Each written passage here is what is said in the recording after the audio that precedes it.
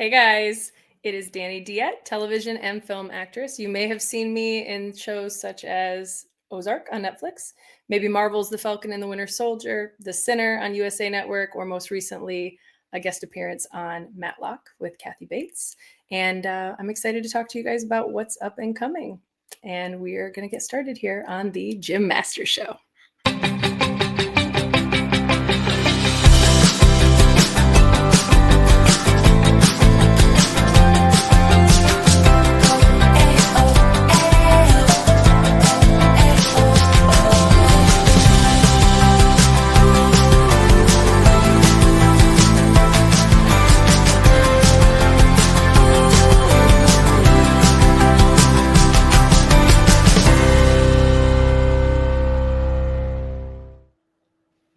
How cool was that? Do you like being my announcer? That's the first time I've been an announcer. So how did I do? Add that to your resume. Put it to the top of your resume. The announcer on the Jim Masters Show. I love it. Have you done a lot of voiceover work, narration as well, with everything else you've done? I sure haven't. I haven't dove into that yet. However, it is actually something that I would love to do. It's a big area, especially animation too, right? That's a big area. So many actors and actresses are delving into the world of using their voice for all kinds of video games and animations, which is a cool thing. Dani is here and Jim Masters here. Welcome everybody watching all around the world. We love having you here. Thanks for joining us on the Jim Masters Show. Dani really is a prolific actress in high demand, and she's been on a lot of incredible television shows and films over the years, and starring in some new exciting ones too that she's going to detail for us.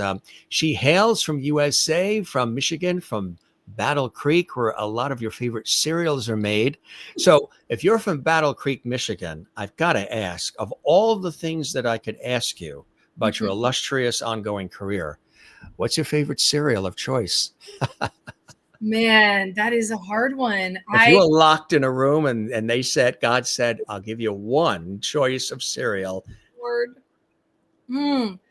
It would have to be, Captain Crunch. Honestly, the peanut butter crunch. Peanut butter crunch. That's a good one. If you're locked in a room for a few years, that's a good one to have. I would definitely end up with some sort of sugar-driven disease for sure, because it would taste good. So you grew up in the Midwest in the great state of Michigan, and again you've got this wonderful burgeoning career in television and film, and very exciting. You, like she said, you've probably seen her in Matlock and NCIS, and we'll go over some of that as well, and some new things that she's starring in. But for you growing up in Battle Creek, Michigan, what was the inspiration? Do you have folks in the family in the arts? Were there people around you that inspired you? Or were you a kid that was watching movies, watching television, and you were sort of in awe of what you were seeing? And, hey, I want to get into doing that as well. What were the early beginnings for you like, Dani? My path to acting didn't happen until much later. However, when I was a kid, I did do some stuff. I would say that my first introduction to the entertainment or creative world would be when I was 5, when my school music teacher made me do the school solo. And then she figured out I could sing when I was 5. And so she actually told me that I would be doing the solo every year in elementary. So every year that we had a musical or music show, which was every year, I had a solo. And that led to me getting into the Battle Creek Girls Chorus. And we traveled, we took trips around the United States. We did like a trip to the South. We did a trip along the East Coast. And I often would be the soloist in our group. And then I got into honors choir when I hit high school. We had an audition-based competitive honors choir where I went to school. And freshmen weren't often admitted, but I was lucky enough to be part of it all 4 years. And I would perform the national anthem at a lot of our sports events and things like that. And then when I was really young, my mom threw me in a couple like community theater things where I was like part of the kids chorus. Nothing big. I was a lady in waiting in Cinderella one time. And then I did the High School Musical my senior year. But I was more of a sports kid growing up. Sports and singing was my thing. And acting came much later, but I always had this intuitive feeling that I just knew that I would be able to do it for some reason. I don't know why. But yeah. So sports, what were you playing in sports? What was it that you enjoyed? For me, it was baseball, and I was even on the bowling team in high school as well. And I love a good game of tennis. We did touch football, of course, in college in the quad area, but baseball was big, and bowling was big back then for me. How about you? And swimming. I love swimming and Okay. cycling. Yeah, I Cycling. was a fish when I was a kid. And Oh, so yeah. in junior high, I did get into diving actually because Did you really? yeah, I loved doing that. But I sustained a back injury, unfortunately, when I was 13, and then again when I was 16. So after that first back injury, I had to quit diving, which really broke my heart because I was pretty good at it, even as a junior high kid. Was the Olympics something that you were hoping at one point? No. I wasn't that good. I wish. Oh my goodness. Imagine, right? Yeah, That would yeah. be. No, I did like gymnastics when I was really little. And then I played all the men's club sports that we had around here. So I would play softball and soccer and like all that when I was little. I did everything that you could throw me in and dance. And but the sport that I stuck with the longest was basketball, which I ultimately had to stop playing my senior year because of injuries. But that was the one that I loved the most. And then I did some discus in high school on the track and field team. And I played volleyball one year. I was just always doing something. And then I was always outside on my bike, climbing trees, riding horses, like you name it. I was a very active tomboy kind of kid. So And then singing as well. What were you singing? What was the music of choice for you? Was it being picked for you in school by the music teacher, or were you part of a band? What was happening early on with the singing? So with singing, it was usually like if I had a solo with choir or something like that was being chosen for me. But we also had this thing called the Follies at my school, and I was always participating in that. Um, I remember one year, me and a group of friends, it was like me and two other girls and three guys. We did like the Brady Bunch, and we did this musical singing number with these horrible 70s wigs. We did some music from the Brady Bunch. But I'm a A 90s. sunshine day. A sunshine day. Yeah. Literally, there's photos of No, me. every kid that grew up with the Brady Bunch knows that. Yes. So, but I was a 90s R&B kid. Like, I mean, I had a karaoke machine that my parents bought me, and I absolutely ran out like the Janet Jackson album. But then also Celine Dion was in there, you know, Mariah Carey, Whitney Houston, Boys to Men, Shia, like all those 90s R&B groups, and R&B solo artists. Michael Jackson, obviously. I was just obsessed, and I would sing it till I was blue in the face. SWV is one of my absolute favorite groups. I love the song Weak. It's one of my go-to songs that I love to sing. And yeah, I'm an R&B girl, but I like gospel and jazz and blues and stuff too. Was there a thought of pursuing that singing and getting into groups, or? No, you know, you would think there was, but I loved to sing, Yeah. but I was the person who was like always being forced to sing. Right. Like if it wasn't from my music teacher or like, you know, the choir teacher would be like, you're going to do this or that, or whatever. My parents being like, you know, you need to go do that. I wasn't really one time somebody made me try out for making the band. Oh, really? My Yeah. parents were like, you're going to go try out for this. And I was like, no, I don't want to, Yeah, you know, right. but no, I never wanted a professional music career. I knew that from the very beginning, even though singing is my passion and I used to be very good at it. I'm at the point now where I would love to, and I started training my instrument again because I took like 20 years off from doing that, but I would love to get my instrument back to where like it's as strong as it used to be. That would take work, but so that I could take on acting roles where maybe she's a singer. Nothing like Lady Gaga and The Star is Born or anything where like the whole show is that. But if I'm a mom who used to be a singer and where you like hear me singing at some point in the show, like I would love to be able to take roles where I can do something like that. And I'm in a show right now that's musical, and I don't know, I hope to maybe like ping the ear of the creators to see A if young music. Barbara Streisand or something. You do have her eyes. Really, you think so? Look, Barbara Streisand. You never know. The Way We Were. I could never. Are you kidding me? I could never. Could never do Babs that justice. I tell you, I don't know if you've ever seen her or heard her sister, Rosalind Kine. She's been with us too as a guest, and she's extraordinary. She's a sweetheart of a person, but the similar tonality to the voices with the two sisters is extraordinary.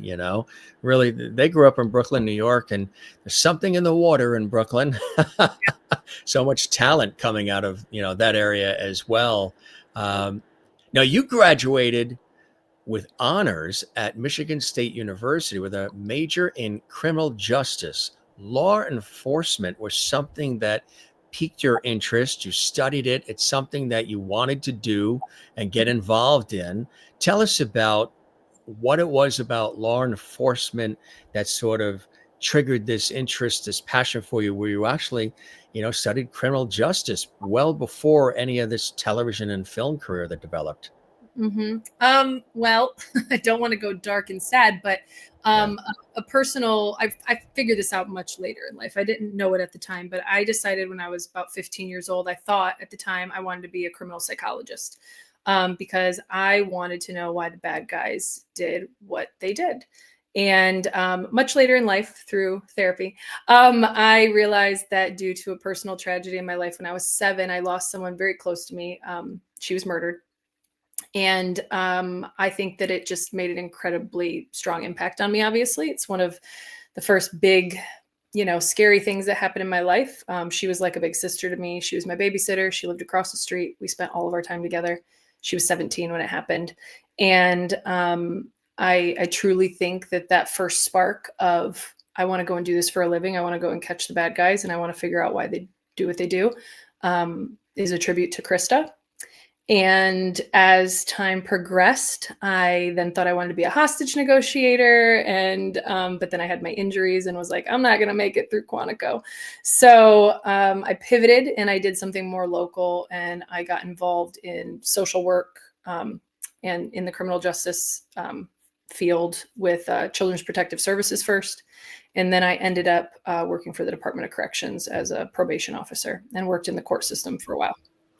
Are you able to pull on any of that experience, in law enforcement, criminal justice, in the roles or in the work that you've done thus far? I bet you there's just certain things about the training and the clarity and the focus and the patience and all those different skill sets that tie into that work that can lend itself to being on a film set or in a TV studio, working with all kinds of different crew and personalities and time constraints and sometimes interesting scenarios, weather conditions, shift changes, schedule changes, whole host of things that go on in all of these industries. Are you able to pull from some of that in the work that you're doing now? I mean, I think so. I hope so. I certainly, just in like the day to day, in terms of like being able to advocate for myself when I need to, assessing a room and lots of different personalities, like on a personal level, of course, that skill set I think is very handy because I'm used to navigating a lot of different people from different backgrounds, in dire situations sometimes, but then also in, joyful situations at work now. I feel like it does help me navigate the world, and it helps me keep myself safe. I also think that with a lot of roles, obviously I've played a lot of law enforcement roles, and that has informed the work as well. Which is terrific. Do you think when they call you for those roles, do they know that experience that you have, or do they find out after?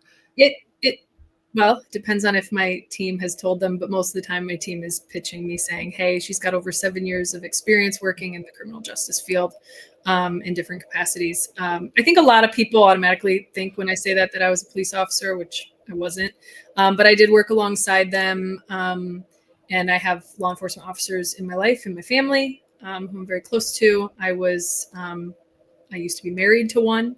So it's been all around me. I know how they operate for the most part. Yeah, exactly. You spent your senior year abroad at the University of New South Wales in Sydney, Australia as well. What was that like, spending some time down under? Amazing. I mean, seriously amazing.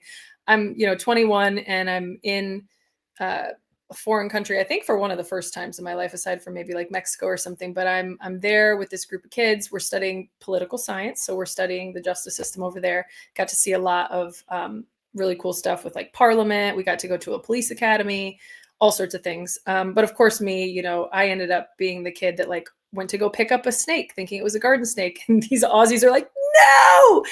It was the brown snake. It was like the second most venomous snake in the world. So in Australia, everything is bigger. Everything is bigger and scarier, but this snake looked like a cute little garden snake, and I went to go grab it because I was an outdoorsy girl. Crazy. Thank God that there was an Aussie standing right there to stop me. But no, it was awesome. It was absolutely beautiful, and I loved my time there. That's fantastic. Yeah, but have you been back since? I haven't, and you want to go back, right? I really do, yeah. Now, you booked your first role in Greenleaf, the TV series, after moving to Atlanta, and you dove into the industry full force. Tell us what it was like when you got that opportunity with Greenleaf, and just how you felt when all of a sudden, okay, phone call, whatever it may be, and now here I go. I'm in the performing arts. Yeah, I think I had been studying for about a year. Like seriously, when I got down there, I had been studying for about a year and kind of inundating myself in the industry because I didn't know a single human being in the business before I moved to Atlanta and started pursuing it. But I booked Greenleaf and Ozark in the same like week, and I filmed them in the same 2 weeks. And so for me, it was like, boom, boom, you have these two jobs right away, which was incredible. And the Ozark booking was, I had actually originally booked an EMT role, and that scene got cut, thank goodness. But the team there had reached out to my team saying, hey, we really loved Dani. We really want to try and find another place for her. So I continued to audition, and then I eventually booked that sheriff. How did you like playing the sheriff? I mean, being opposite Laura Linney and then having Tom I wasn't even familiar with Tom's work at the time. He was just like a very kind human being. But that was a day that I was supposed to be a one-off, what we call a co-star, no-name police officer for that scene. And thankfully, the writer, who was also, I found out later, a producer, Mickey Johnson, she came up to me at the end of the day. She just said, Dani, I really loved your work today. I would love to get you back on the show. And I didn't know how any of this worked. And I'm like, okay, girl, you call, I'll come. Like I was just like, heck yeah, I'll come back. And then I talked to my friends, and they were like, that doesn't happen. That's amazing, And so then I was like, oh, well, I probably won't go back. But they wrote me back in for season 4, which is really cool. They found a reason to bring my character back so that I could come back, which felt really, really special. But working with Laura was incredible. That season 3 episode was directed by Alex Sakharov, who is brilliant. It is one of the most like nuanced directed scenes I've still ever been a part of.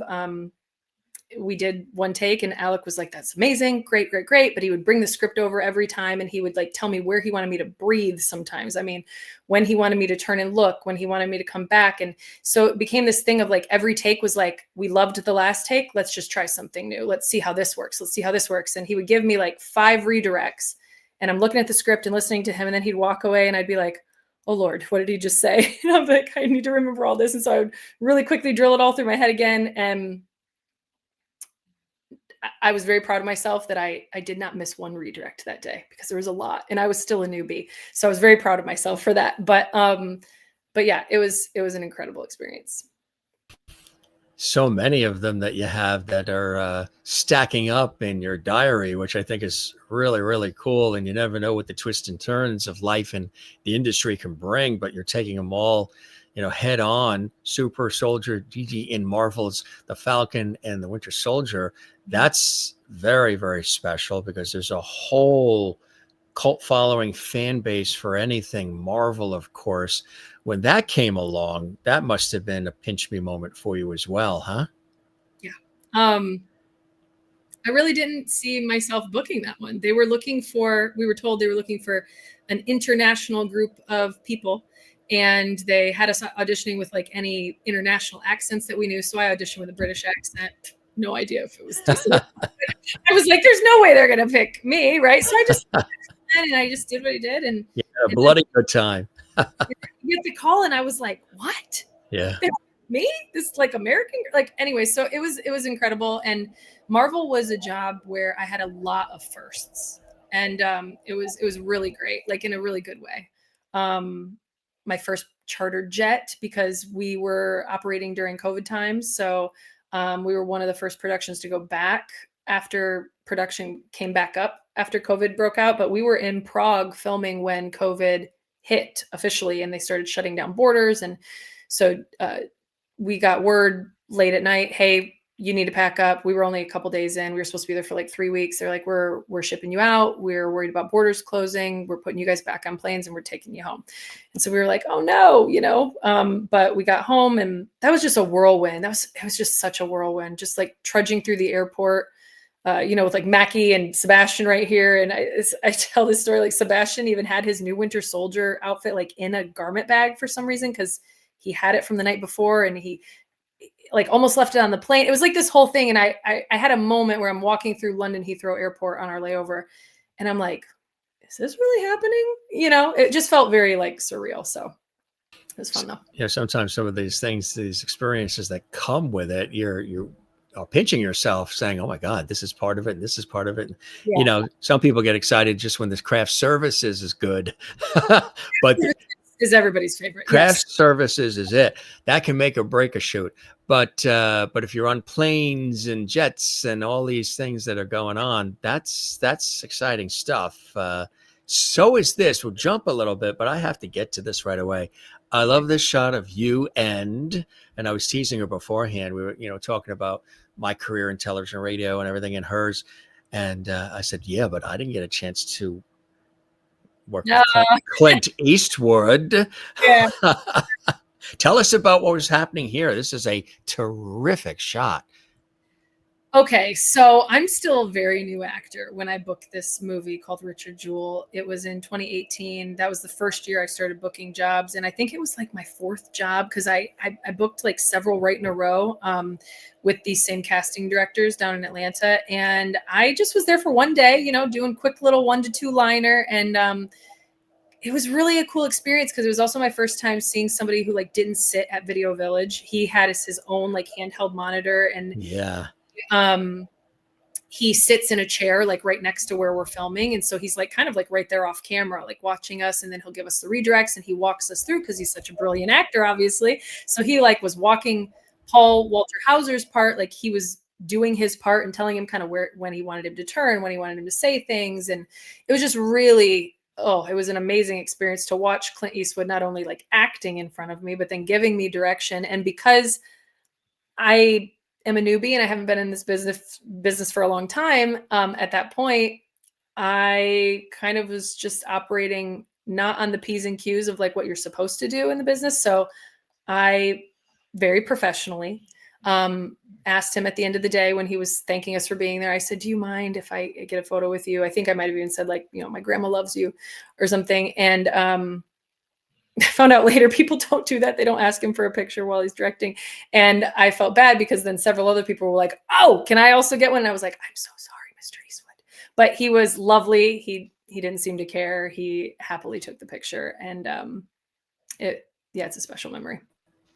And everybody else, it was for their grandmothers too. Well, I think how could you say no to the grandmother? No, it's not for me. It's for the grandmother. Exactly. My grandmother, who is my best friend, God rest her soul. She loved him, huh? She would always joke after that. She'd be like, how was your step grandpa Clint? All of that. And I was like, wow. So she got a kick out of it, huh? Yeah. She was a jokester, so she always made a joke about it. Oh, that's perfect. That's really cool. The other thing too, and again, we're just scratching the surface of all the different things you have done, but you've had an opportunity to play Rory Barnhill in season 3 of the USA Network show The Sinner, very, very popular series. Here are you with some of the cast too. How did that come along? That was a great opportunity. Yeah, that was occurring in that. Yeah. This photo was from the wrap party that we had. Yeah. Lots of emotion. Yeah, people always ask me like, what was your favorite project to work on? And I have favorite projects for different reasons, but when it Yeah. comes to the group of people that I got to meet, like The Sinner is still to this day one of the shows where I have like the most longstanding relationships that I like keep Yeah. people from, not just the cast but the crew. I'm very close with the DP, who was also the director, and I keep in touch with one of our executive producers who also directed us. I keep in touch with Bill Pullman sometimes. I'll hit him up and just check on him, and he always answers and tells me what he's doing, and he's just a lovely human being. That was my first recurring guest star role back in 2019. My first time working outside of Atlanta. I shot that in New York, and I was so lucky. I got to do 7 out of 8 episodes. I ended up in the final cut of like 6 of them, but um, it was that's a very, very special cast and crew, and all the producers, even, they're just lovely people. People who are fans of series and of movies, they love hearing when the cast still talks and texts or calls or revisits each other. Because a lot of times, as we all know, once they say wrap, everybody goes about their life. And a lot of casts from TV shows and from movies, they don't get together again. They say, oh, we'll see you, call me and blah, blah, blah. But it doesn't always happen because life gets in the way or people just drift off. But to know that there is still that camaraderie and that caring for one another is viewers and fans of the center probably very happy to hear that. There's a lot of love there with those people. They're all just lovely, and I keep in touch. It's funny because we didn't actually like have any direct scenes together, and he's not in this photo. But Chris Messina, I consider him a mentor in the business, and he's a wonderful person. And we finally got the chance to work together directly more recently last year on his show based on a true story on Peacock. And I was there for like a blip of a second at the end of season 2 because they were potentially setting my character up to come back if they got a season 3, and then they didn't, so that was a bummer. But I played a detective in that, and so we got to kind of reunite quickly for work, and we were really happy. But yeah, man, that group of people, they're all amazing. Very, very special, which is really amazing. You made several guest star appearances as well along the way as your career continues to blossom in Tulsa King and FBI Most Wanted. I mentioned NCIS, New Orleans, and also Matlock, which is very exciting. Very popular series. There was the Matlock of years ago, and then this Matlock starring Kathy Bates. And what is it like working with Kathy Bates? Kathy Bates. Yeah, there we are, the monitor shot of the two of us. We had You didn't have to audition at a motel, I hope. Kathy no, Bates. not at Bates Motel. No, we had this one scene where we're like somewhat directly dealing with each other, but really she's questioning a witness and I'm kind of objecting to what she's doing. But being in her presence alone was such a treat for me because she's one of my heroes. I mean, how point blank period the end. Like I love Kathy. I love everything she does. She's a legend. She is brilliant, and I aspire to be even an ounce of the actor that she is. And having the opportunity to work with her, or like be working in front of her, because there's a scene where I'm doing a lot of talking up front, and she's in the gallery watching, and it was great. It was wonderful. She was very complimentary of my work, and I was told by another castmate that like they had been talking off to the side, and Kathy was talking about how she thought I was great, and I think I fell down and evaporated when somebody told me that and said, "Are you sure she's talking about me?" and then when I left after shooting the 2 episodes, when our case was over or whatever, I thanked her for having me because she's an executive producer too, and she just looked at me with her sweet little face and she said, "You're terrific." And I'm like, I'm going to take that to the bank forever, man.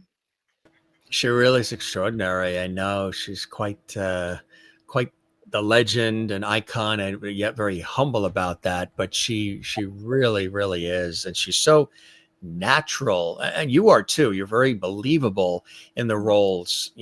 I've seen you in a lot of different things, and I've admired your work. And you really, you feel that you are that person, and that takes a skill to really do that. Is there a role you've played so far on television or in film or maybe even theater that is the closest to who you feel you are, the role you feel closest to, and maybe reflects a little more essence of who Dani is? Oh gosh, Jim, that's a great question. I've never been asked that. You're on the Jim Masters show. Oh, next level. Okay. We're going deep here. Oh, geez. I'm like going through like file cabinet files right now in my brain of like what felt the most close to me. Oh, you're verklempt? She's verklempt right now. You know what? Oh, I know, geez. I know. There's elements of you in all of them, but is there Yeah. one that just was one that you're like, boy, This, if there was one, we love that. Oh, the viewers love this. Who do we have there? this is Link, and he is 13 years old, a new tripod, and he is tired. Hey, it's funny. Link. Link, how are you, Link? Hey, Yeah, Link. Yeah, Link. he's my Link, that's right. You're on the yeah, Jim Master show. yeah, you're on the Jim Master show, Link. He's my soul puppy. But he's also very restless right now. So What breed? he's a boxer beagle rescue out of Detroit. He was a Detroit street pup, and I got him as a puppy. He was hit by a car. We rescued him, and he had a broken leg, and I medically fostered him, and then I foster failed because how do you give this little pup to anybody else, right? So How old is he? 13, and he's a new 13. amputee. Actually, he just had his Wow. amputated. So we're a new tripod. We're dealing with dementia, but we're getting through it. He's a good boy. She loves you. We love you. Yeah. That's great. I was just going to say, I hope he doesn't bark, because if he's union, that's going to cost us a fortune. He very well might start barking. Uh-oh. Get the checks going. Yeah, I don't have control over him. He's his own boss now. Big part of your life. You could see the love there. Yeah. Well, he's my only child. That's a beautiful thing you're doing too. Yeah, thank you. I'm trying to think. I honestly, I think that my character in Matlock is quite a bit like me.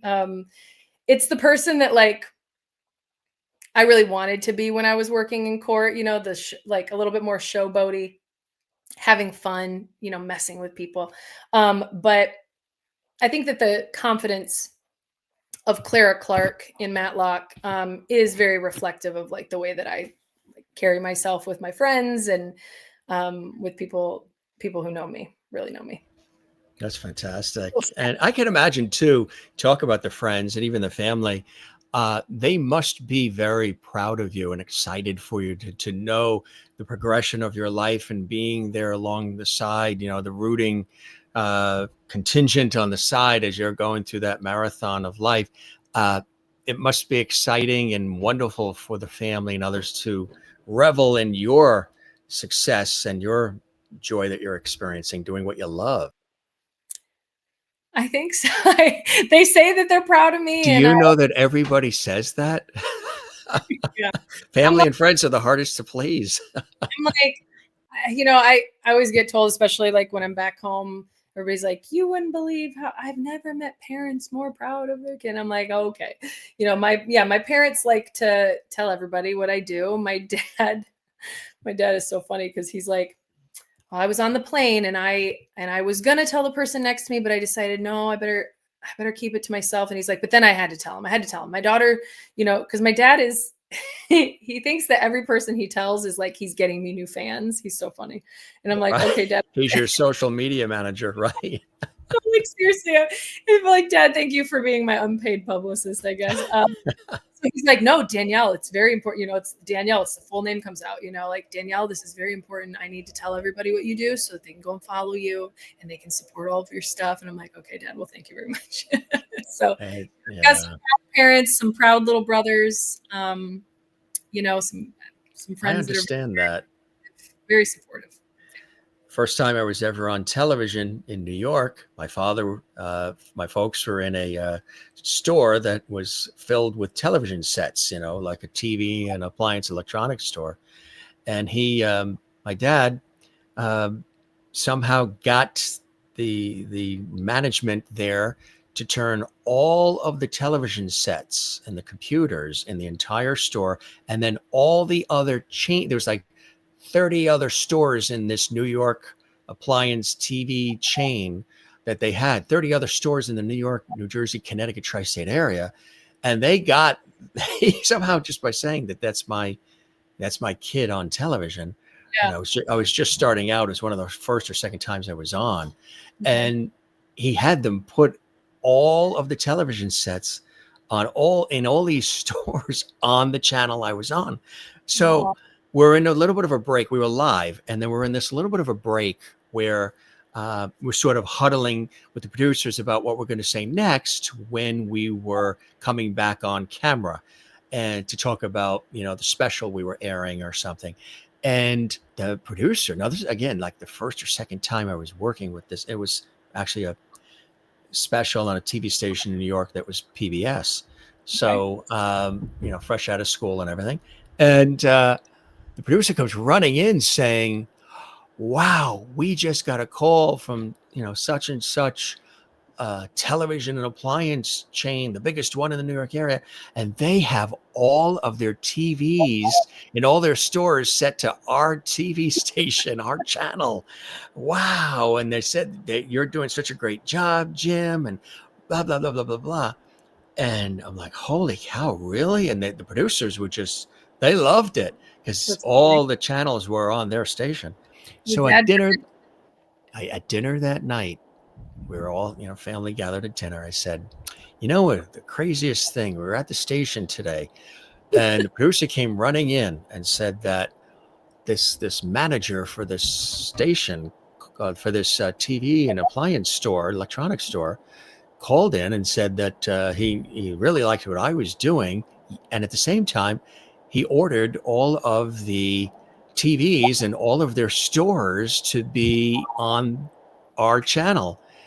And I said, "Dad, did you have anything to do with that?" And he looked down at the plate of food, and he looked at my mother, and he smiled, and he said, "Possibly." I mentioned that that's my son on there, and Mhm. they were, involved. They knew them and everything. So maybe I had something to do with that, and he did. Which, could you imagine? Those are the kinds of things. Yeah, those are the kinds of things that you take with you forever, always. Um, do you like to write, direct, and produce? A lot of times when you're acting, you're sitting during the downtime watching the director, watching the producer, watching the Clint Eastwoods, seeing Mhm. what they're doing. Is that something that interests you as well? And are there projects that you're developing as well on your own independent projects you'd like to do? I think eventually I will probably produce more stuff. Oh, do you hear Link? I have to go and get him here in a second. Sorry. Um, Oh, yeah. You want to go? Go ahead. Yeah, you and can. back over here, otherwise he's going to sit over there and cry. But uh, Yeah. yeah, let me go and do that. Yeah, Sorry. I can chat with the viewers and everything. Sure. Absolutely. BRB. Yeah. Oh, family first, family first. Plus, what I love is we have a history here on the Jim Masters Show of seeing our guests chair. It's their couch, their chair, whatever it is. It's fantastic. And that looks like a very comfy couch. And there's a reflection of the lamp on the wall. Everybody, you see that reflection? It almost looks like a rainbow coming from the lamp there. That's a comfy couch you've got there. Yes, it is. It is. Oh, And I've it's got my old school pillow behind here with this silly pattern. it's very But nice. It's cool. Yeah. it's very ugly. But here we are. But it blends in with the motif. No, we've had a lot of our guests. They had to get up to get the kid, or I use this as a reference. George Chakiris, who was in West Side Story, had to leave to go get the Oscar, so we can have the Oscar in front. You Oh, know, no. yeah. I I wish that had. I had to go and get. Never But say yeah. never. And then there was one time there was somebody that was looking at the camera, and their black cat went up on the table in front and was snapping the tail out of their face on the nose, wanted attention. The cat wanted attention. So That's what we're dealing with here, because his dementia makes him very demanding. But you have to full stop attention. Exactly. You were talking about pursuing possibly writing and maybe directing, producing, getting into some of the behind the scenes creation of it all. yeah. I actually did develop a short film with 2 writers, and we're hoping to try and get that off the ground. Actually in Michigan, but we're dealing with like some grants and some rules and figuring out where we can film it and stuff like that. But I hope to produce and create more projects down the line. I'm not really sure if I want to be the one writing them, although I do think that I could write something and do a decent job. I think that I'm more interested in like story creation, building the concept for the film, and outlining it, and then having another person write it, and then producing it. Which is fantastic. Yeah. You also you were you were in Adam Sandler's Happy Gilmore. I did go and do a day on Happy Gilmore too. Yeah, I did. How And cool is that, huh? editing wasn't super in my favor, so it's not like I have like usable footage, but you see me for a couple seconds, you hear me say a quick line. I'm in there. I mean, this isn't a spoiler if people haven't seen it. I mean, sorry, spoiler alert if you haven't seen it. I arrest Scotty Scheffler in the film. So Of course you do. yeah, hang out with him, and I didn't know who he was because I don't know golf, and so that was like a whole thing because I'm like talking to him all day and like, so how long have you been doing golf, Scotty, and like all this stuff, and he never wants to say I'm the number 1 golfer in the world, Dani, number 1 golfer in the world, and so I was like, well, my dad will know you, right? Like, we should take a picture by the end of the day, and so I can be like, hey, Dad, I was with this golfer, and he's like, oh yeah, and he's like, I don't know, maybe your dad will know me. Like, he's just the most humble, nice guy ever. But like the whole cast, there was a huge part of the cast was there on that day because we were out on the golf course. And so meet a lot of really cool people. I got to meet my favorite character from the original, Shooter McGavin, because when I posted some behind the scenes of this project, I said, like, sometimes you take jobs for the money, sometimes you take them for like the character, sometimes you take them because you want that footage. And in this case, I took this job for childhood nostalgia, knowing very well I might not end up with any like usable footage, but my own childhood nostalgia was like, I will do anything. I will do anything. Right. What? Yes, you're inviting me. I shall come and do whatever you need me to do. Right. Exactly. Right. I know what you mean. And you did it. And that's cool to be a part of that. Yeah. Something else too, Amazon's The Runarounds, which is another terrific one. How did that happen? How did you get connected with The Runarounds? Congratulations on that too. The Runarounds is my newest project that's out on Amazon Prime. Just came out on September 1st, actually. Oh, there they are. Look at them. I love those kids so much. Tell us what it's about too. They'll look for it. So The Runarounds is about 5 boys who are getting ready to graduate high school in the first episode, and they form this band. And the series is about their pursuit of their music dreams. And are they going to go ahead and pursue their dreams? Or are they going to do what's expected of them? There's a lot of friendship storylines, young love, a lot of shenanigans. And then also we get to delve into some of their family dynamics. And I play the mother of, there she is. I play Wendy Wysong, mother of Wyatt Wysong, who's in the band. Played by Jesse Gallagher. And we are a family that deals with some unique issues that are on the heavier side. So I'll just leave it at that because I think people should go and watch the show. The best part about this is that this is 5 years in the making. These boys were brought together in 2020. The creator, Jonas Pate, who is the creator of the very popular hit show Outer Banks on Netflix, he wanted to prioritize the musicianship in this show, and so he wanted real musicians. So 4 out of the 5 boys had never acted before. They were brought together. They were told, hey, this is for a television show. We're going to get you an acting coach. And then we shot the pilot. I auditioned through like a regular audition process through my agent. And I did a call back on Zoom with Jonas and the casting directors. And it was a scene actually that they had written just for the audition because they knew kind of where they needed Wendy to go. But that's like, you weren't going to necessarily see it in the pilot episode that had been written. And Jonas really wanted to shoot the pilot and then shop it. So we weren't picked up by anybody when we shot the pilot in 2022, and then he shopped it, and Amazon and Skydance picked us up thank goodness.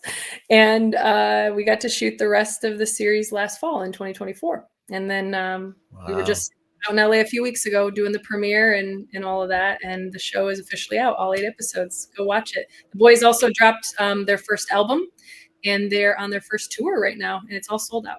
So they're doing great. So that's actually part of it too. It's kind of like the show from the 60s, The Monkees, where Yes. they actually created the show around the music and the music around the show. And it turned into where they were touring and there were albums and all this other through the television show, which is Yeah. amazing how that happens, huh? They're brilliant musicians. Honestly, they've written and done an entire album of original music. I'm not sure if they're working on their second album yet, or if they already have a second album. I'm not sure. They're so fast with everything that they're doing, and the music is all throughout the show. And then they do some covers, obviously. But whenever you see them playing in the show, they are playing on the day for real, take after take. And nothing's pre-recorded. It's just they're brilliant. They're so good. They're so good, and they're such great actors. I'm so proud of them. That's really incredible. I tell you, one of the other beautiful things, and many, many more things you've done and you're involved in, but there's something really special that is near and dear to your heart that I think is fantastic. You mentor and coach other actors, and you travel bi-coastally, and you also are a passionate environmental and mental health advocate, and you're pulling from real life experiences and sharing them with others for your work. Tell us about the mentoring and coaching other actors and traveling, coast to coast, and then also about the environmental and mental health advocacy, which I think is so needed and so important, and a beautiful thing you're doing, Dani. Thanks. The coaching or mentoring of other actors happened, I guess, naturally and also by accident. When I was living in Atlanta, I just started like helping other friends do their tapes, and then I had multiple people asking me, and then I eventually basically had this like taping service out of my house in Atlanta where people would come and tape with me, and I was just always offering, offering ideas and things, and saying, oh, that's not working, and things got really clear for me. I say that my best teacher, because I haven't had many, I haven't done much training actually. But my best teacher was being behind the camera and watching other people audition, because it became so clear to me what works and what doesn't work. And so just by default, I started having people asking me to coach them, and of all levels, right? Like I was even taping people who were working at levels above me. And I learned so much through that process. It was wonderful. I'm very grateful for that time. And yeah, and then now I mentor people who are like coming up, behind me, who haven't yet done what I've done, and so I can talk to them about, like what I went through doing that, and give them advice or tell them how things work, or just I constantly, I swear, every week I have different friends and or mentees texting me saying, hey, I got this check, it says this, what does that mean? Or hey, if I'm being flown, how much do I get paid for the day, and like things like that. And so I'm also just helping them like navigate like where they can check and look for these things. And I used to have imposter syndrome about that. I probably still do to some degree, but I think that I've learned what I've learned so far. I still have so much to learn, but I can certainly help people with regard to the things that I've learned so far, and people who are coming up kind of behind me. So yeah, that's how that came about. And then as far as like the mental health advocacy or animal advocacy, I used to foster dogs, and I don't get to like be directly involved with things the way that I want to lately, but because I am a full-time caregiver of this guy, and then I'm also a caregiver for an elderly neighbor, when I have the time. And but I'm very passionate about animal advocacy, cruelty-free products. I care about our environment, of course, and those things kind of can go hand in hand with being a vegetarian. And then mental health has just always been a big part of what I'm passionate about. I think that stemmed from like the very beginning when we talked about wanting to be a forensic psychologist and getting into the minds of like why do people do what they do.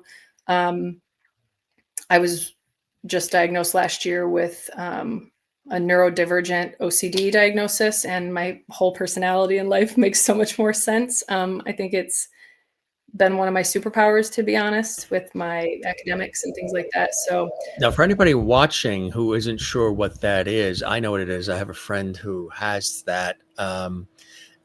How do you describe what neurodivergent OCD actually is, and what's that like day to day? I mean, I'm not an expert in it, right? But I know that when it comes to OCD, there's so many different forms of OCD. If you want to think about OCD, which stands for obsessive compulsive disorder, that looks kind of like an umbrella in the DCM. I think it's called like DSMR, which is like the medical diagnosis book. But there's so many different things that fall under that umbrella. Things like body dysmorphia, hypochondriac syndrome, or whatever you would call that. There's so many things, but OCD is often derived from anxiety, and it can manifest in a lot of different ways. Rumination of thoughts, being rigid in your schedule, seeing things in black and white sometimes. For me, I think that it is definitely part of why I was like really good with my academics. I've always been, a lot of people will call it like my whole life. They've said like, oh, you're type A. You're so type A. You're such a type A overachiever type. Like anything that you say you want to do, you're going to go and do it. And I think that has always been OCD. I think that they say that a lot of like high performing people have OCD, and I think that, Focus and clarity, like when you really put your mind to it, you can really be super focused on that task. I noticed that with my friend. Mhm. I mean, when we've gone bowling as a group of friends, he is so smooth, just takes his ball, goes up to the edge of the lane to the right, takes the ball, blinks 8 times, has to blink 8 times, stares at the pins. Mhm. Now, everybody else is like taking the ball and throwing it and da da da da. They're working hard. He takes it and just goes like that. The thing has got a spin on it, strike, Yeah. and no sweat, and just turns around and we're like, what just happened? Yeah. It's extraordinary. And I actually helped helped him along a little bit. He was big with, when I first met him, actually working in the industry. He was a producer on a show I was doing at iHeart Radio. And he would say sorry for everything. Like if you said that you burnt your toast, he was sorry you burnt your toast. I'm sorry. Sorry for everything. I'm sorry. I'm sorry. I'm sorry. Even for things that had nothing to do with him. Mhm. And we chatted about it, and he's been able to reduce that and only now use it for when it's he's saying sorry maybe for something he said or something that he did, or he is sorry about somebody's loss or something, but not sorry for everything that is going on in the world, because that's quite a burden to take on. And then the washing of the hands, like certain ways, multiple times. And I've told him, what's really interesting, because when I've talked to him, I said, how many times when you're doing that, are you doing it for you because you don't want the germs? Mhm. No, no, no. I'm doing it so other people don't get germs. I said, you're Mhm. going through all this for the good of other people? And he said, yeah. So, 6 times this way, 6 times that way, back and forth, whatever. I mean, Yeah. it came in handy during the pandemic because that's what they were telling everybody to do. And he was already ahead of the, I said, that was great because You're you ahead of didn't, you didn't have to be forced to do that like everybody else. You were already ahead of the game with that. But he used to do it like 12 times this way, to his I don't hands were. have I don't have that type of OCD. I don't have ritualistic OCD. That's And good. That's good. I don't have any magical thinking OCD too. That's something I learned about, where like they give examples in the book, obviously, but it's like, I have to turn the doorknob 3 times before I leave, or someone I know is going to get into a car accident. Like I don't have any of the magical thinking.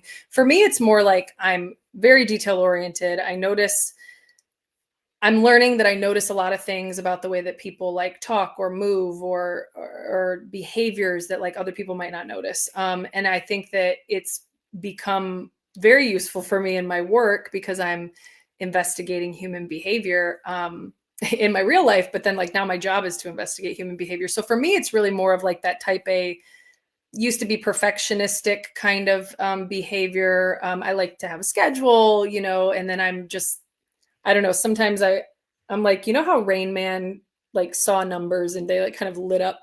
I don't know. I don't know how to Hmm. describe people, but I'm Yeah. like, I feel sometimes like I have a version of that where like the thing that's out of place or the thing that's not working or the thing that's like an abnormality, it's almost like it lights up to me when I'm seeing it either in like human behavior or when I was an investigator, when I would like investigate certain things. And I just think that in both of my career fields, my attention to detail in the way that like that's what seems more obvious to me than not. And I find that that's opposite from other people. I think that that's just helped me with both of my jobs. So, yeah. Even when you were playing sports, probably too. How old were you when you realized, what that was? Was that something that you discovered, investigated, or was it somebody that found out for you? This was just last year that I got this diagnosis because I started having a lot of sensory issues with noise where I would get really overstimulated. And I started substitute teaching at an elementary school during the strike that we had. And I then became really familiar with like a lot of these diagnoses that these kids are getting in school with autism, with ADHD, things like that. And I started noticing some of the behavior in the kids and, you know, sometimes it would be really funny what the kids were doing. And then we would be like, well, why did you do that? And they would say, well, like, because I wanted the noise to stop. And I'd be like, same, buddy, same. Like I wish I could have done what you did, but I can't because I'm an adult and I know I'm not supposed to do that. And so then I thought I had ADHD. I went and got tested because ADHD and OCD have overlapping symptoms, but then they have things that are just independently their own. And when I went and got the testing done, I realized I have nothing that's just ADHD, but I have a lot of those overlapping symptoms, like things like with executive dysfunction, things like that, sensory issues.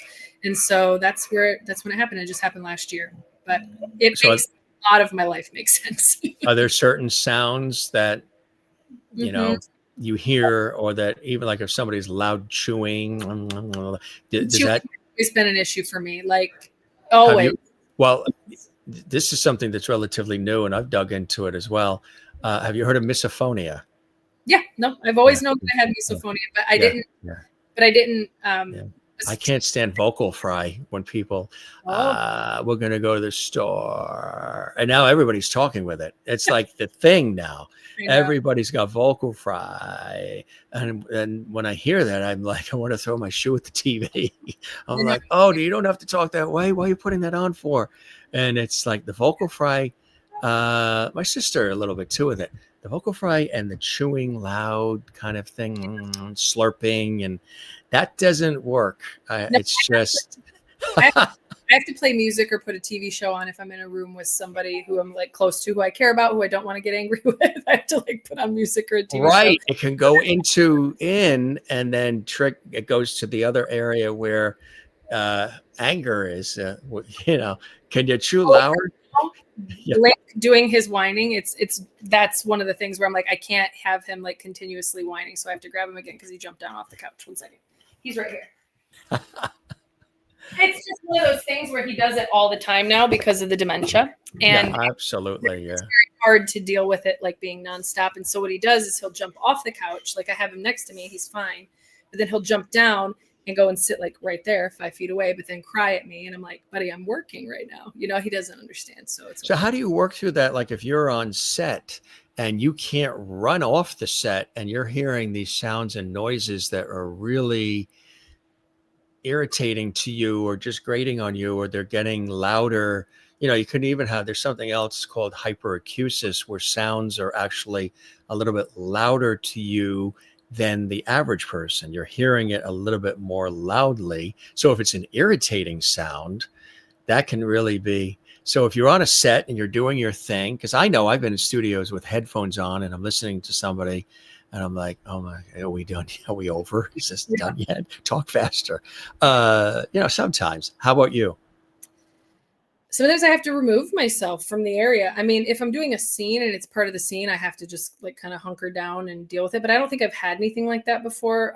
But I've definitely been in rooms where I'm like, sometimes I just am like, I need a break from hearing a bunch of people talking. And so like if I'm in a green room or something, and I've been in a green room where I've had some like inconsiderate castmates who are like playing videos on their speaker on their phone instead of being in their headphones and stuff like that. And so I just have to remove myself sometimes, if the sounds get overwhelming. But this is a new thing for me just in the last couple of years where I'm like overstimulated by sounds, which is what led me to go to the doctor to say, what's going on? I'm getting like very easily agitated by it.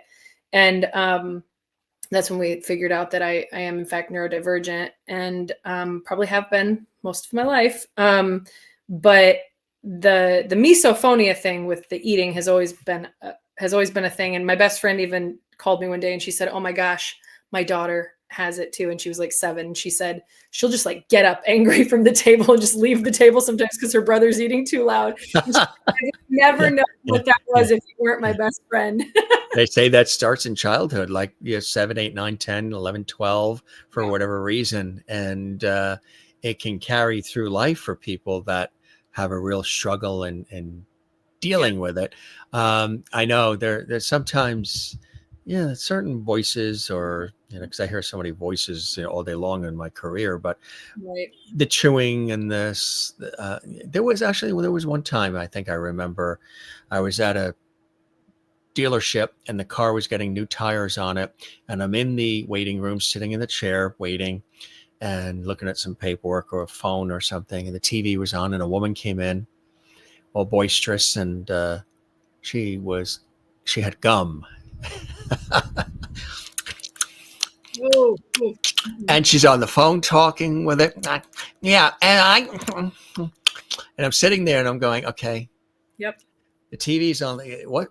What's on? Let's see. What is that?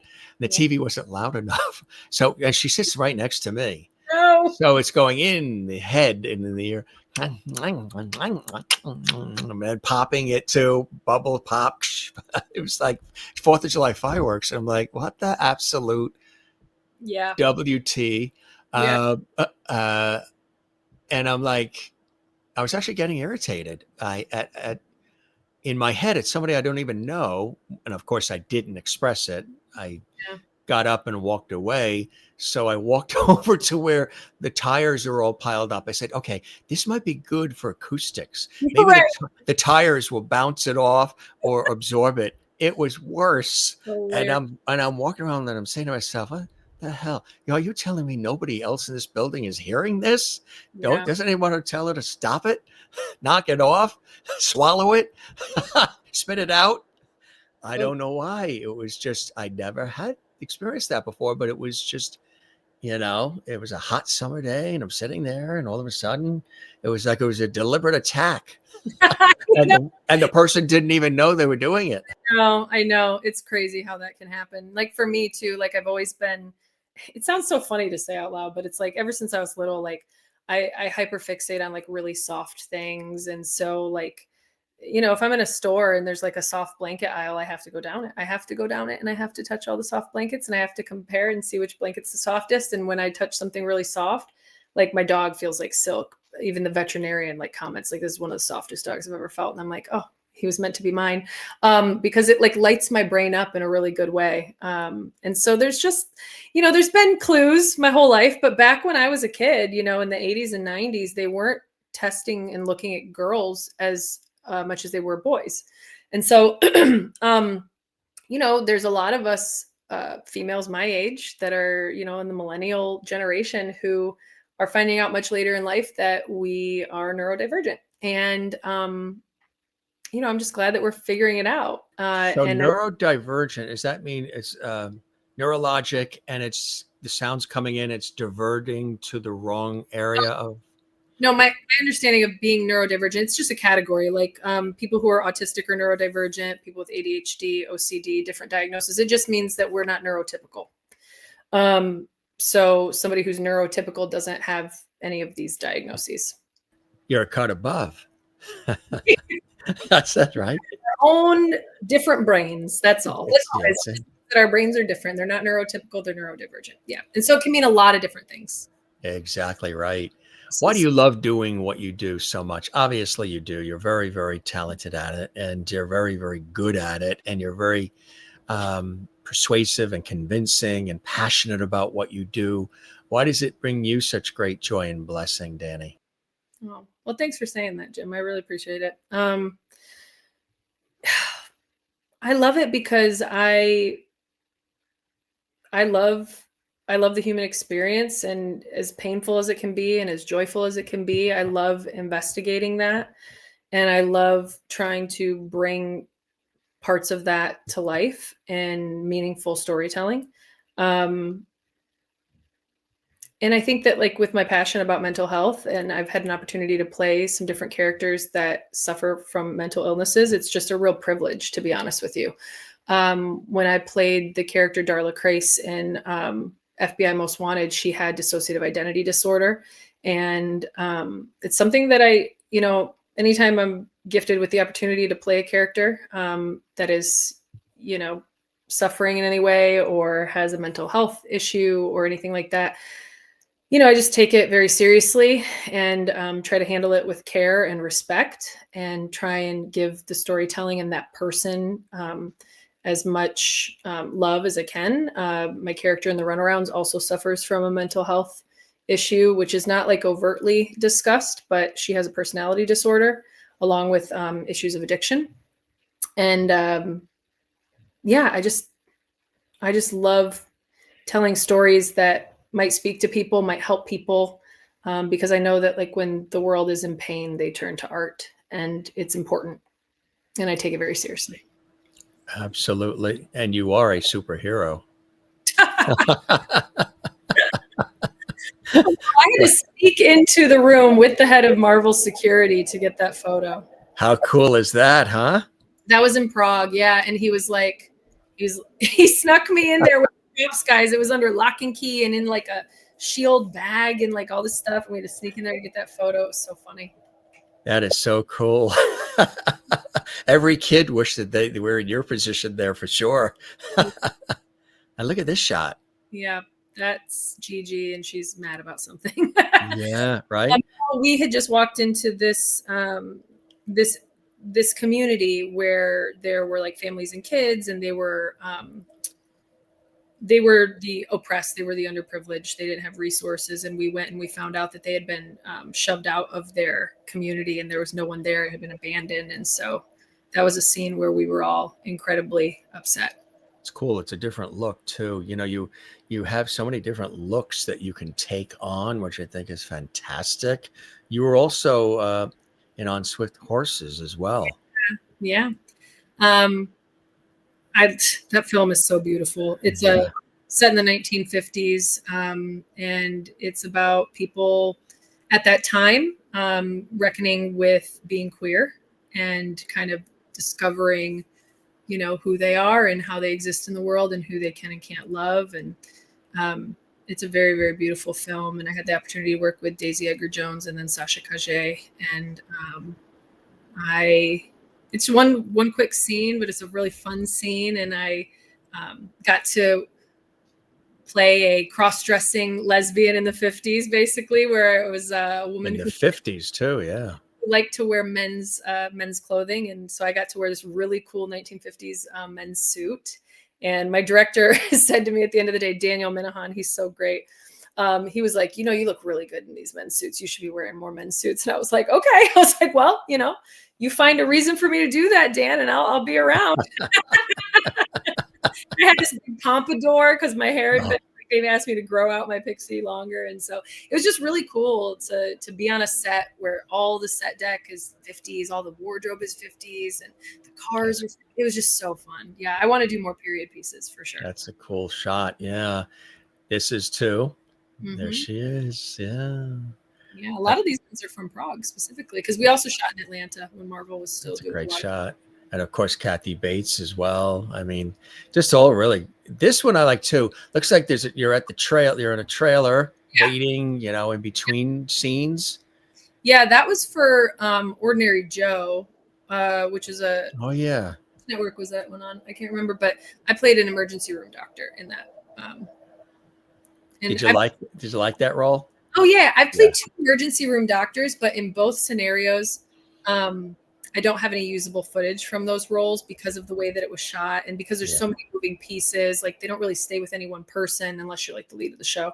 But I would love to be in a medical drama, to play a doctor or a nurse. I'm really loving The Pit. I don't know if you've watched The Pit, but the woman, and her name is right now. Oh my gosh, I love her so much. She just won the Emmy for it. She plays in that show, and she's incredible. And I would love to play a role similar to that, or a doctor role. Yeah, if you were to look at other things, because you've played so many varied roles as well, do you have a preference? Drama, thrillers, comedy? Do you like if something came along like a sitcom or something? Would you like to dive into that as well?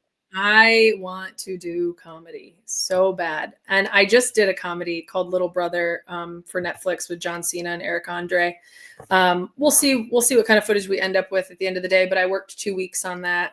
And there's a lot of shenanigans happening in that movie, as you can imagine, with John Cena and Eric Andre involved. So I just got a chance to do that. And I've auditioned for some great comedies. I was actually up for a role that didn't end up going my way, but I was up for a role on Shrinking season 3, and I would have loved to be in that show because I'm obsessed with that show. But yeah, I want to do comedy. I want to do comedy, and I will do comedy. I'm going to manifest that. You will do comedy. What if one of the daytime dramas approached you? You know, The Young and the Restless, or General Hospital, Days of Our Lives, any of the others? Is that ever been an interest, or not really one of my top interests. It's not really the vibe of what I am hoping to do, but I would definitely still, consider an opportunity to like go and guest star on one of those shows, but not something I would want to do like for a long period of time. I think comedy is something I would happily jump onto for a long period of time, but obviously also dramas, thrillers. I really want to do more period piece work if I can. Yeah, I want to do everything. She wants to do everything, folks. Whatever they want me to do, whatever they'll hire. Exactly. I just want to continue to play more 3-dimensional characters, where I can really bite off more and chew up some more stuff. That's what I want to do. Exactly. Funny how you use chew up some more stuff, just not loudly. Probably, given the roles that I play, it'll probably be that. So yeah. Yeah, you wind up in a role where you have to chew loud yourself, and you get mad at yourself. that happens. Funny enough, I don't care if I hear my own chewing. I just did an audition where it wasn't calling for it, but I took a bag of chips and I was just like eating, because this character like worked at a haunted house, and she was just like a funny character. I've auditioned for like a couple really good comedies recently, so fingers crossed something pops. But fingers crossed, yeah. I was eating the whole scene, and it was really fun and funny. So yeah. That is awesome. In addition, of course, to this and everything else, this is on Amazon Prime. Anything else that's coming up that you're excited about too, while we have you here?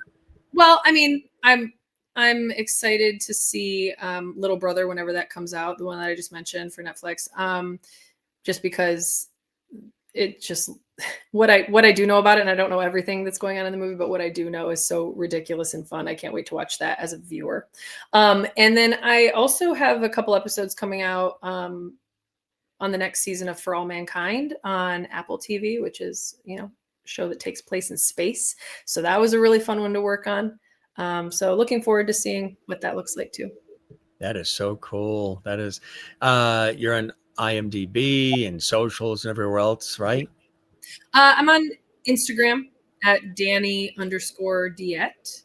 And yeah, you can find my work on IMDb, or at this point, Google, and whatever podcasts or interviews pops up, right? Whatever pops up. She's there. And the last name too, it's a cool pronunciation of the last name. It's a French name, right? It is a French name. Yeah. Yeah. Say it the proper French way, but because I was saying earlier, I'm American, right? My American parents named me Danielle Deetté is my middle name, and so I go by that for acting. But It's perfect. the French pronunciation, so I'm told, and I might mess this up, but because it's supposed to be spelled DE capital E TT accent to D, and so the proper French pronunciation is Deetté. Deetté. Deetté. Yeah, but we Very say nice. Dani Deetté. Deetté. I'm going to sit up straight now. Right? Like get some tea and put your pinky up. Exactly right. So we're just going to say the way that my American parents have pronounced it my whole life, which is Deetté. You know, it's been a real pleasure having you on the show, Dani. Congratulations on everything that's been happening in your life thus far. You're a go-getter, but you do it with passion and empathy and compassion, and you understand the human condition. I mean, the background in criminal justice, I think, adds that in. It's a beautiful component to your life because you understand people and psychology and how things work and how they tick while you're figuring out yourself as well while you're taking on these roles, because we're all, a work in progress and lifelong learners too. And this was awesome having you here. And I hope you enjoyed the time with me as much as I have with you. I sure did. Thank you so much for having me, Jim. Really, it was a pleasure. I loved this conversation, and you had some really interesting questions. So thank you for making me think on my feet. Absolutely. And your pooch was in there as a star too. Got that cameo in there, which was fantastic. And that's you used the perfect word, conversations. That's what we do here. Yeah. Not interviews with pre-scripted questions, good conversations. No, And your pooch came in there and did some smiles, did his bit. He's a star, effortlessly. Yeah, the star. Oh yeah. Oh, screen time, I guess. Forget about it. Children and animals, once they're a part of it, everybody else is pushed to the side. And then if you talk about food, that's a whole other thing. Yeah. Exactly. Do you like to cook? I don't always enjoy cooking, no. But I am good at it. Is there a Dani specialty? Like if we were over there, what would be the thing you'd whip up for us? I mean, I like making homemade vegetable pad thai. Ooh. I love that. Oh, pad thai's good stuff. Yeah. Really good stuff. Yeah, I love that too. I will never turn down a pad thai. Me neither, right? No, it's good stuff now that we're hungry. Thanks for the generosity of time. We really appreciate it. I tell all the guests here on the Jim Masters Show, we keep the porch light on for them. So you are welcome back, my friend, anytime. Oh.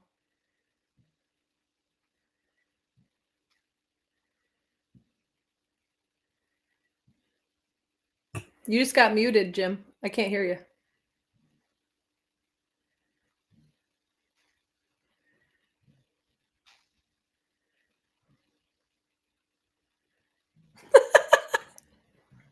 Oh, you know what? I'm looking and the system, the mic didn't mute itself. And I didn't mute myself. I was, unless you read lips, the system muted itself. Wow. Just as you were trying to say goodbye. Just as I was having the big finish. See? So sorry. So I was saying we leave the porch light on. I always tell all the guests we leave the porch light on for them. So you are definitely welcome back on the Jim Masters Show anytime you just want to shoot the breeze or you have some things you're excited about. Come back and see us. We love having you here, and spread the word about our show. We would love that too. And we'll continue to wave the flag for you.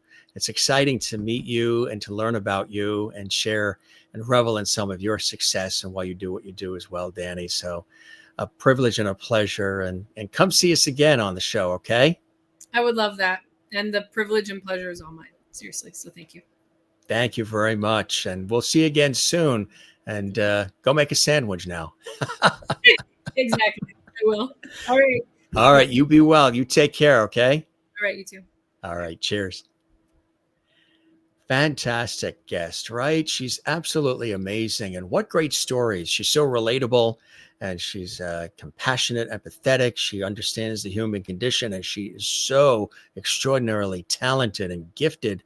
And she's been in so many of your favorite TV shows and films, and just scratching the surface right here on our show. We appreciate Dani and all the generosity of her time here. And don't forget, check this out on Amazon Prime, the Runarounds. Great stories about, the musicians and everybody involved in that. Great stories about, of course, the cast of Sinner, which she really, really loved and stays in touch with. And I think that's such a great thing. Great story about Clint Eastwood and the time on Matlock with Kathy Bates. As I mentioned, some of your favorite shows she's been a part of and continues to be as well. And she enjoys people and family and friends and animals. Ozark, the Falcon and the Winter Soldier, as I mentioned as well. You've seen her on NCIS New Orleans and FBI Most Wanted and Tulsa King and Matlock and so much more. And that's just the short list. And really, really, we appreciate Dani being with us here on the show. It was a pleasure getting a chance to learn more about her. I was very aware of her and a fan of her work. But as your host, it's always cool. I just like you guys, I always learn and I always have a good time with the guests as well. And I always plug in, little bits of me and my career and what I'm doing, plug it into the conversation with our guests. And because the relatability is there in terms of being in similar industries. So we thank Dani for being here. And gang, we thank you for being here on the Jim Masters Show, Entertainment, Lifestyle, Celebrity Talk Show series.